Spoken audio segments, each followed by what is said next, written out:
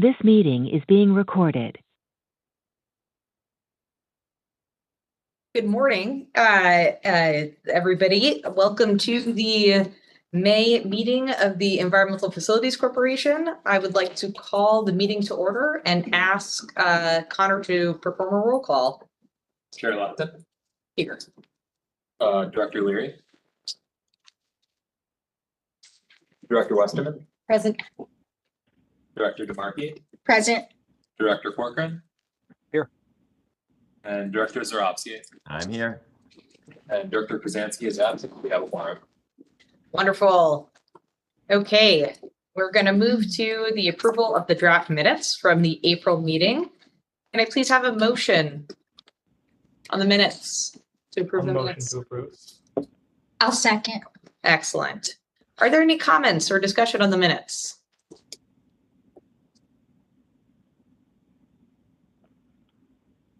I'll call for a vote. Those in favor of adopting the minutes? Aye. Aye. Any opposed? The minutes are adopted. Thank you. I am going to seek to try and keep our meeting on time today, so I'll make my chair remarks very short and just say that we had a very lively discussion during the governance committee meeting earlier, and we are going to seek that we move into executive committee with the entire, executive session with the entire board during the June meeting in order to discuss the board feedback report that we discussed during the governance meeting in itself. So we'll look forward to that in our next meeting so that we can have a robust discussion with the entire board regarding the feedback that we saw on our survey. And also noted that there would be value in more in-person time together and are seeking participation in our August board meeting in person to facilitate more strategic discussion with respect to our work moving forward ahead. And so we'll be asking the board to attend in person and hopefully have some time together to talk about sort of the non-transactional nature of the board and talk a little bit more about the strategic initiatives on a go-forward basis. Otherwise, I will say that we've continued our great work in delivering on the corporation's mission over the last month. And I will turn it over to the president. Great. Thank you. Okay. I will try to be quick. So this week on Monday, we priced our pooled bond transaction, and the team did an amazing job in a challenging market. So I'm going to turn it over to Mike Danaher, and he can give you the specifics. Sure. Thank you very much. Yeah, I'll try to be quick as well, but it was an exciting and interesting transaction. So thank you. As Maureen mentioned, pleased to report we had a successful sale of our Series 2026B and 2026C bonds issued under the 2010 MFI program.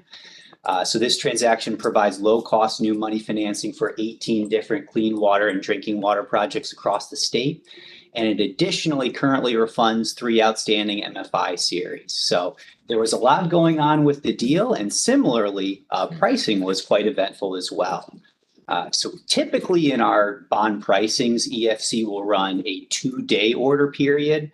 This is kind of a patient approach to generate momentum and obtain as much retail and institutional investor interest as we possibly can. However, as folks know, we're living in interesting times. So this is a particularly volatile and challenging fixed income market because of factors like increasing inflation and geopolitical uncertainty. So this past Monday afternoon, what happened was when we assessed that the first day of the order period was going better than expected, our financial advisor and underwriters recommended that we do something called accelerating the deal. So it means exactly what it says. It means you take a 2-day order period and you collapse it to a 1-day order period on a dime. The intention being that you get in and get out of the market as efficiently as you possibly can to get in front of any potential volatility. And as it turns out, this approach was very successful for us, in my view. So we ultimately sold $275 million in principal, total interest cost of 3.58%. Credit spreads for the transaction were right in line with what we saw in our previous deal in February, the Series 2026A. So I always like to see that consistency. And lastly, we estimate that the refunding portion of our transaction will save over $17 million in interest costs that ultimately go back in the pockets of New York ratepayers. So it was a great day for EFC. It was supposed to be two great days, and it turned into one great day. And we eagerly look forward to this transaction closing on June 23rd. Thank you. An exciting day. That's wonderful. Well, Yeah. well, thank you for being able to pivot and take that advice and feel it out with your keen attention to the market and what was happening at the time and getting advice from our advisors. Of course, truly a team effort as always. Yeah. Thank you. Great outcome. Great outcome. It was. So I talked about in the governance committee meeting, the cybersecure grants, but just very quickly, the application deadline was on last Friday, and we received 153 applications. Assessment, we received 123 for the assessment of cyber posture and 30 for implementation, for a total of over $9 million in requests for 2.5 in grants. So very oversubscribed, but a lot of interest, which is great. And again, these assessments and then the implementation is to comply with the new regulations by DOH and DEC to have set minimum standards for cybersecurity, and assessments are due January 1st. So a lot of interest. So that's really exciting to have folks come in and be interested in getting these grants to do their assessments. And finally, we got the lead service line allotments this week. So we've been talking about how we've gotten the dollars for all of our other Infrastructure Investment and Jobs Act federal funding, but this week we got our lead service line allotment. So I'm going to turn it over to Christine and she can tell you about that a little. Thank you. So for federal fiscal year 2026, New York State was allotted $185 million in lead service line replacement funding, which is more than we got in the last couple of years. And it again, also will all be oversubscribed, but we're excited to get this money out the door. In addition, a couple of states hadn't used their money, so we got some more reallotments back from 2022, another little 2.2 million for lead, and then from combined 2022 and 2023 on emerging contaminants, a little over another $250 million, which will also help out systems in New York. So we'll be looking forward to working with you guys getting that money out the door. Congratulations to us. Yeah, that was great. It's wonderful. And that's it. Thank you so much, President Coleman. The Governance Committee met prior to the board meeting today. I'll ask, please, Director DeMarchi for your report out on the Governance Committee meeting. Thank you. It was, again, an annual great discussion at our governance committee meeting. So I appreciate everyone participating in that. The governance committee, we obviously approved the minutes from last year's meeting. And we also conducted our annual review of a number of our governance documents, one being our bylaws. The governance committee received and reviewed a copy of the corporation's bylaws, and there are no proposed changes since the bylaws were last approved. And it is the recommendation of the governance committee that the bylaws be readopted by the full board. May I please have a motion for a vote on the bylaws? So moved. I will make that. Second. Okay. And a second, please. So I think we heard Francis and Adam, maybe misordered there. Wonderful. Are there any comments or discussion? Hearing none, I'll call for a vote. Those in favor to adopt or readopt the bylaws? Aye. Aye. Any opposed? None. They are adopted. Wonderful. Back to you, Director. Thank you. The governance committee also reviewed our governance committee charter. There are also no changes in that document. So the governance committee reviewed the governance committee charter, which has no proposed changes. It is the recommendation of the governance committee that the governance committee charter be readopted by the full board. Thank you. Is there a motion to re-adopt the charter? I'll make the motion. Is there a second? I'll second. I think I can second. I'm not sure. Jim seconded. so Any discussion on the charter? We'll move to a vote to re-adopt the charter. Those in favor, please say aye. Aye. Any opposed? It is re-adopted. Back to you, Director. Thank you. Thank you. We reviewed a number of documents pursuant to the committee's authority and responsibility referenced in our governance committee charter that we just readopted. This year, we reviewed the procurement contract guidelines. There are proposed amendments to the corporation's procurement guidelines this year. It is the recommendation of the governance committee that the guidelines be approved by the full board upon presentation of ID number 1 on the board meeting agenda. We also reviewed the fundamental policies and procedures, and there is one, we reviewed a number of them, but there is one proposed change. There is an update to the time and attendance manual. Oh, I missed my note on that. Otherwise, the fundamental policies of the corporation remain unchanged. We also looked at the qualifications of appointed board members. There were no changes. We also met in executive session to discuss the compiled results of the board performance evaluation and we had a robust discussion on that with the recommendations that were discussed, and defense and indemnification statute covering officers and employees of public entities. No changes were made by that as well. I just have to grab my notes on that time and material. Sorry about that. Henrik? Did you Henrik? want to just do? I can mention do. it? Yeah, thank You you. want me to handle that? Sure, sure.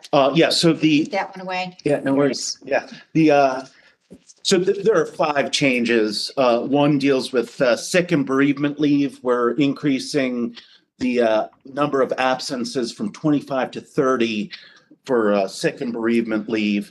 Holiday leave, we are going to be more explicit that you have to be in full pay status in order to observe a holiday with pay. Paid parental leave, we're just being explicit that you should be an employee of EFC for 6 months in order to get that benefit. And then childcare leave and FMLA, we're just being explicit that you should use your accruals while you're on childcare leave and FMLA, allowing a reservation or a bank of 10 combined leave accruals. Thank you. It is the recommendation of the governance committee that to the full board that they approve the documents as developed and recommended pursuant to the committee's authority and responsibilities. Thank you, Director. Is there a motion to approve the policies and other required documents developed in accordance with the governance committee's authority and responsibilities? So moved. A second. I'll second. Thank you. Any discussion on these documents? We had a very robust discussion during committee meetings, so I think everyone has We were had a discussed chance. out. Yeah, we just know we had a very good discussion on all of them. Well, thank you very much. Then I will call for a vote to approve the policies and other required documents developed in accordance with the governance committee's authority and responsibility. Those in favor, please say aye. Aye. Aye. Any opposed? Hearing none, they are approved. Wonderful, wonderful. Back to you, Director. Okay, and we, as always, reviewed the mission statement and performance goals. We, as always, read the mission statement out loud and talk about how we all strive to meet and attain the mission and every day and the work that we do every day here. There are no changes to the corporation's mission statement or the performance goals. It is the recommendation of the governance committee that the full board approve the mission statement and performance goals. Is there a motion and a second to readopt the corporation's mission statement and performance measures? Is there a motion? I'll motion for it. A second? I'll second. Can I say I can second? Yes, you can. Wonderful.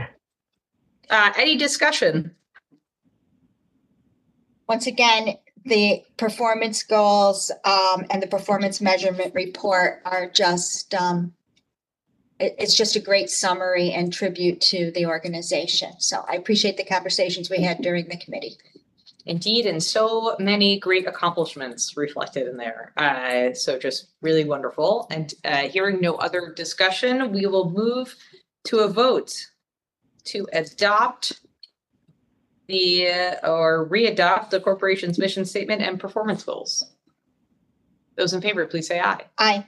Aye. Any opposed? Not hearing any. They are adopted. Thank you. And just in conclusion, just to re-emphasize the performance measurement report, it is something I actually read several times throughout the year, just so full of facts and written so well. And it's a great summary of the great work that we do for New York State. So it's an honor that we do all of those things. And that concludes the report of our governance committee meeting. Thank you so much, Director. Moving on to the next item on our agenda, is there any unfinished business? Hearing none, we'll move over to adopt the resolutions, starting with ID number 1. Connor, to please introduce ID number 1. Sure. A resolution of the New York State Environmental Facilities Corporation with respect to the annual review and approval of the procurement contract guidelines of the corporation. Thank you. Is there a motion to adopt the resolution? So moved. And a second? Second. I will turn it over to Brian McGuire to please present on the resolution. Thank you. There were no substantive changes from last year's procurement guidelines. We did revise language in section 3E, and that speaks to the discretionary purchasing for minority women-owned business enterprises, service disabled veteran-owned businesses. We removed the dollar amount and replaced it with language that said that the threshold will be subject to applicable New York State laws. Other than that, there were no changes. In addition, the procurement contract annual report is attached in the back of the guidelines, and that shows the procurement contracts throughout the year. So, Thank you, Brian. Any discussion on the resolution?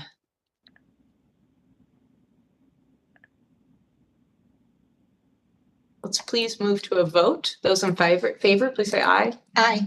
Aye. Aye. Any opposed? Hearing none, the resolution is adopted. I also meant to vote aye, by the way, for note keeping. Wonderful. I will please turn it to Connor to introduce ID number 2. A resolution of the New York State Environmental Facilities Corporation making certain determinations and authorizing certain actions in connection with the Drinking Water State Revolving Fund and authorizing financial assistance payments to certain municipalities to fund eligible drinking water projects from funds appropriated for water infrastructure improvement projects. Thank you. Is there a motion to adopt the resolution? I'll make the motion for ID number 2. And was that a second from you, Francis? If not, I will second it. Wonderful. Thank you. Yes, it was, Madam Chair. Okay, wonderful. I will turn it over to please Ashley Hyde for a presentation on the resolution. Thank you. The Department of Health will be presenting 7 projects today. So the first is Dunkirk, project number 19308. We're seeking approval of $1.3 million for 2024 WIA grant. This project consists of replacement of approximately 13,000 linear feet of aged water mains and appurtenances, including hydrants, valves, service meters in the Shorewood Water District. Existing water mains in the district are severely aged and deteriorated as some are older than 100 years old and beyond useful life. This system experiences frequent water main breaks. Repairs are challenging as the pipes and valves and pits are outdated and deteriorated. Fire protection is extremely limited and non-existent in insufficient flow in undersized water mains. This project will improve water quality, quantity, and protect public health, provide adequate fire flow, and improve maintenance and operation costs. The next project is Gorham, the town of Gorham, 19036. We're seeking approval of an amendment for an existing short-term market rate financing to reflect a funding increase. The existing system does not provide the required redundancy for filters and pumps, and the clear well lacks necessary volume to provide the required contact time. The UV disinfection system fails to provide the required redundancy and installation requirements.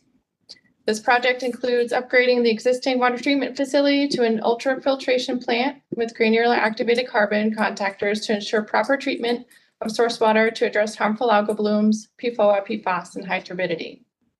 Additionally, the pump station and filter building will be upgraded as part of this project, and the chlorine disinfection system will be converted from gas chlorine to liquid sodium hypochlorite.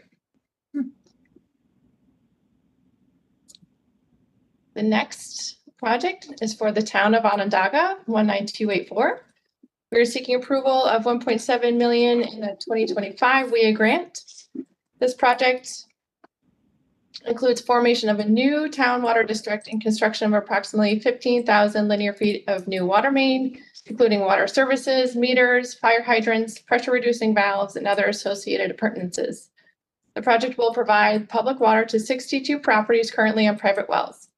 These private wells have low yield and have gone dry during seasons of low precipitation, requiring residents and purchase bulk water deliveries to store in basement cisterns. The sanitary quality of the water is also insufficient, showing positive results for E. coli and total coliform, as well as elevated hydrogen sulfide and hardness. These wells are also suspected to be under the direct influence of surface water, which contributes to poor water quality. This project will allow the town to provide an adequate and reliable supply of potable water to its users, eliminate public health risks associated with contaminated private wells, provide fire flow where there was none previously, and eliminate dead ends in the Onondaga County Water Authority's existing system. The next project is for the village of Ossining, 18532. We're seeking approval of $5 million in WIA grant. This project consists of construction of the new Indian brick water treatment plant to replace the existing plant.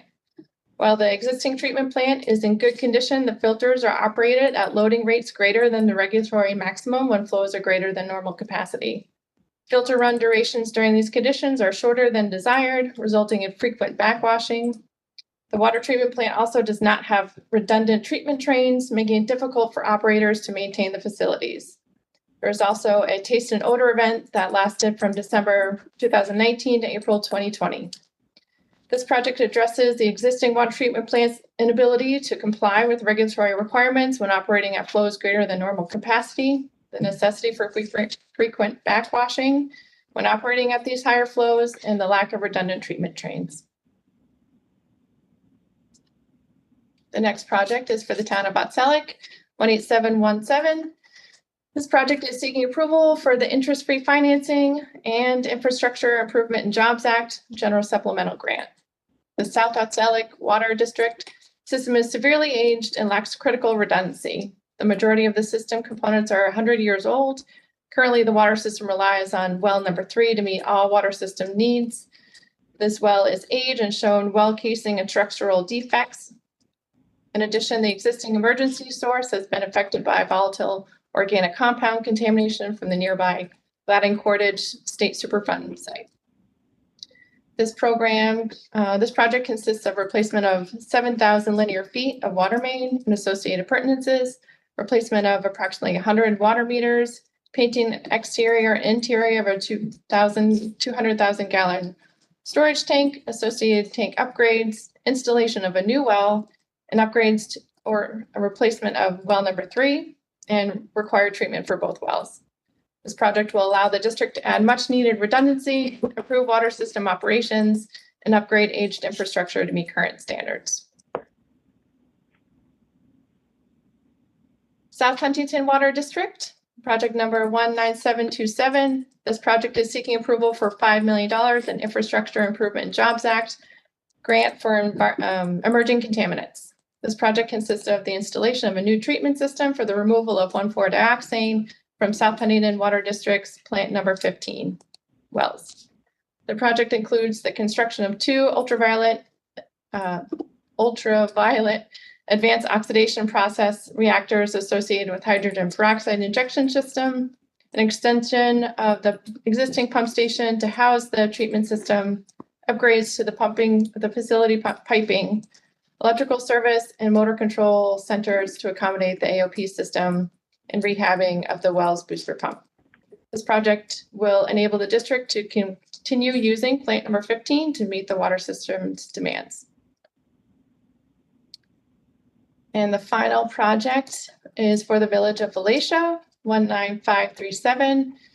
This project is seeking approval of an interest-free and market rate financing, a 2025 WIA grant, as well as an Infrastructure Improvement and Jobs Act grant for emerging contaminants. PFOA and PFAS have been detected in all 4 of the village's wells. If this contamination goes unaddressed, wells number 1 and 3 will have to be taken out of service, preventing the village from being able to meet the demands of its consumers. The project consists of the construction of 2 new granular activated carbon absorption vessels to remove PFAS from the 4 wells. Additional work includes construction of centralized treatment facility adjacent to the village's wastewater treatment plant to house the vessels and accommodate treatment currently required for the 4 wells. Are there any questions on any of those 7 projects?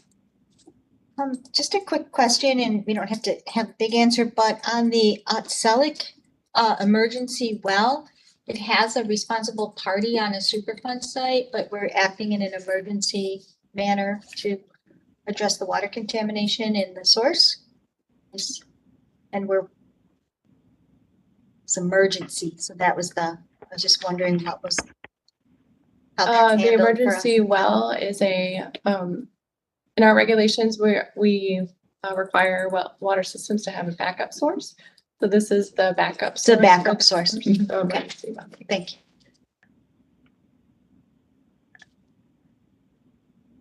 I don't know that I have questions as much as reflections. One, great sort of mixture of different funds here being leveraged between IIJ, financing, grants, as well as Bond Act noted here. So it's exciting to see all of those different programs merged together to get some really great projects done. And, continuing to see the continued funding, obviously for sort of the traditional challenges on water main breaks, but also, of course, addressing things like emerging contaminants is really wonderful progress. And I'll reflect that something I likely should have said in my opening chair remarks. While the project regarding dried wells was not on Long Island, I will note that DEC did issue a drought warning for Nassau and Suffolk counties last week. I think it was last week. And last year, we were in drought warning or drought watch in much of the state. So I think these projects are of particular importance. And I think as we continue to wrestle with climate change and we see ourselves in a place where sometimes we have a lot of water until we don't, that projects to sort of address those could become more frequent. I'll just reflect, given sort of the challenges that we're seeing on drought in the state. So thank you.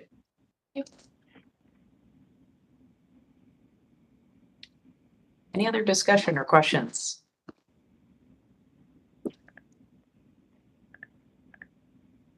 Okay, I will please call for a vote. Those in favor, please say aye. Aye. Aye. Any opposed? Hearing none, they're adopted. Congratulations. Thank you so much.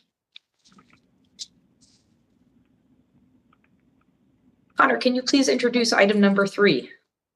A resolution of the New York State Environmental Facilities Corporation making certain determinations and authorizing certain actions in connection with the Clean Water State Revolving Fund and authorizing financial assistance payments to certain municipalities to fund eligible clean water projects from funds appropriated for water infrastructure improvement projects. Okay, please have a motion to adopt the resolution. Motion to adopt. And a second. I'll second. Wonderful. I will turn it to Bill Burzell for a presentation on the resolution. All right, thank you. Today we have before the board 7 clean water SRF projects for a total of $71.8 million in funding. This consists of $42.6 million in CWSRF financings, $26.4 million in federal grant, and $2.8 million in state grants. We'll start off with a short-term financing for Albany County. The county has 2 wastewater treatment plants that serve the city of Albany and much of northwestern Albany County. For a consent order, the county is required to improve their existing sludge incinerators. At the north plant, the 2 existing incinerators will be rehabilitated and receive replacement wet scrubbers and new afterburners. At the south plant, only incinerator number 1 will be rehabilitated. Additionally, the sludge handling processes at both facilities will be upgraded, and a new receiving station for fats, oils, and grease and septage will be constructed at the north plant. This project was supported with an engineering planning grant from 2021. Also note they're receiving $25 million IJA grant and $25 million in hardship financing on a total of $65 million project. Construction is expected to start this coming December and be complete in the spring of 2029. Next, we have a long-term financing for the town of Canandaigua in Allegheny County. The town has a treatment plant permitted to discharge 280,000 gallons per day. And the town was required to provide year-round disinfection. The project included a new chlorine contact tank, dechlorination tank, chemical building and storage tanks, and chemical feed pumps. The project was supported with an engineering planning grant from 2018. They also received a WIA grant on this project for just under $400,000.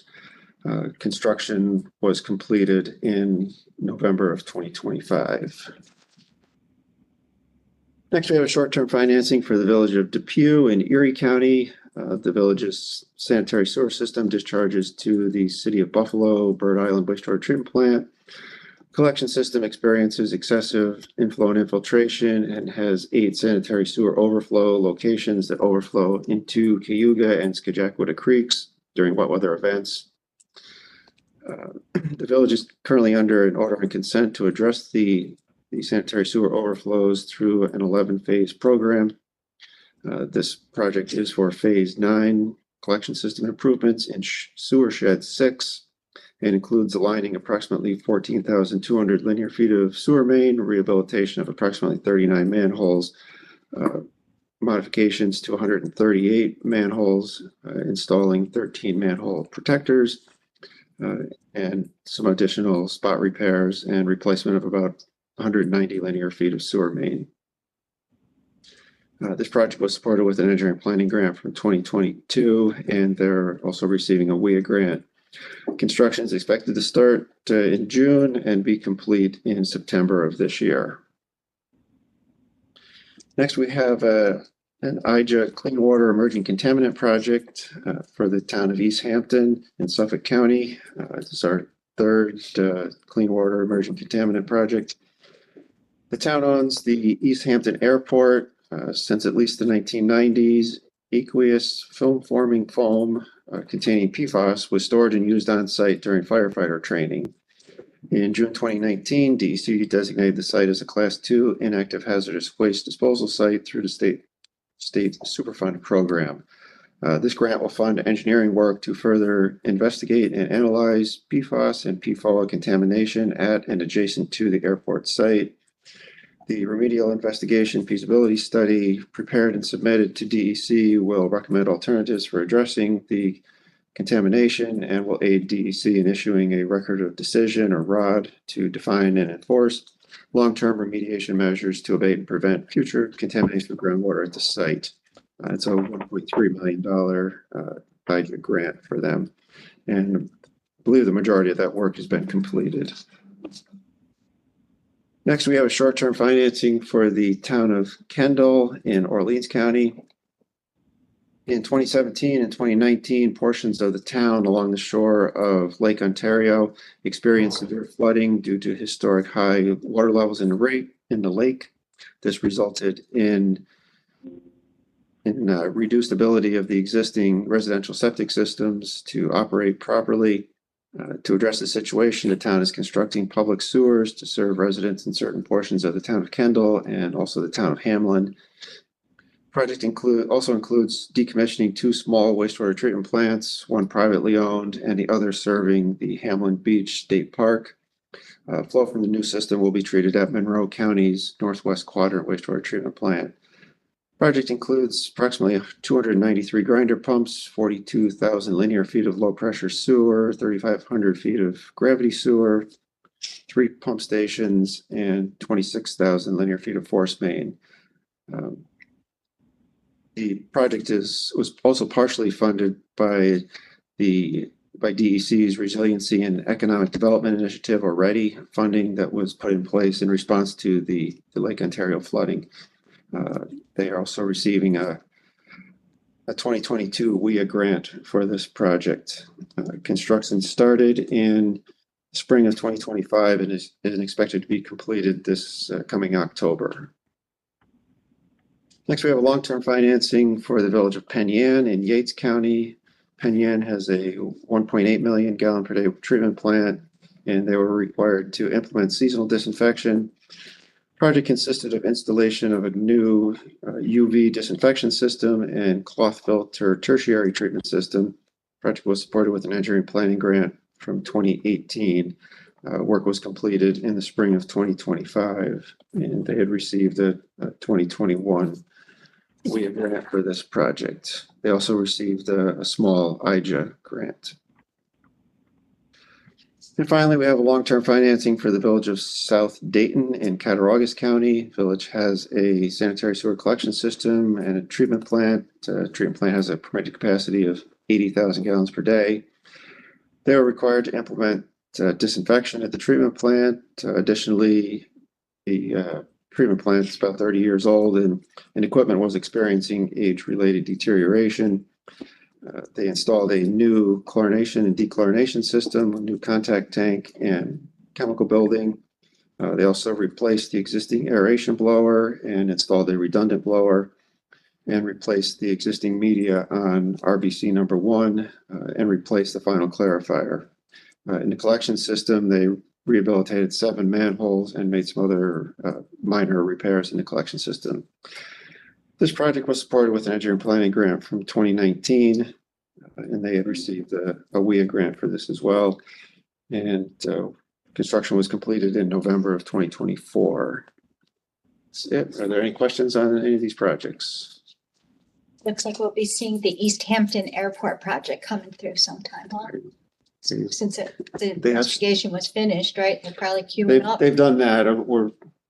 I'm accustomed to wait for our treatment plants where you do an engineering report and then you go right into what you're going to do. And with these remediation projects, there's iterations that they go to determine exactly.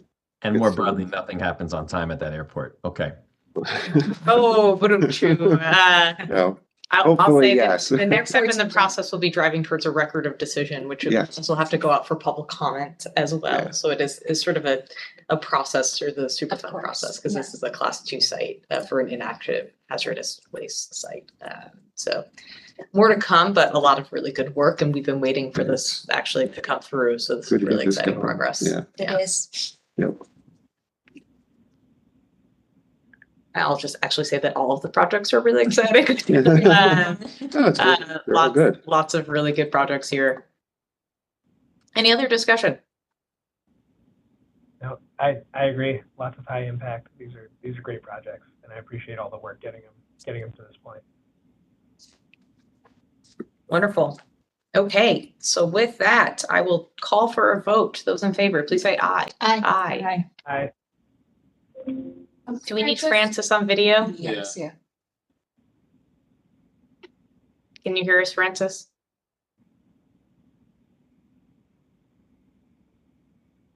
His vote's pending.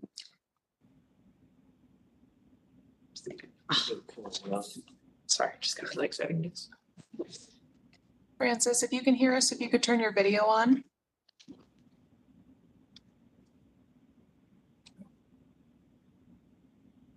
Do we need Francis for a quorum and a vote? No, we don't.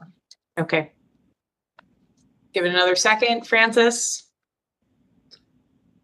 Otherwise, the vote has passed because we otherwise have a quorum without Francis. And we'll move to the next item on the agenda, which is new business. Is there any new business we should discuss? Okay. So with that, I will call for a motion to adjourn the meeting. Is there a motion? So moved. And a second? Second. Those in favor, please say aye.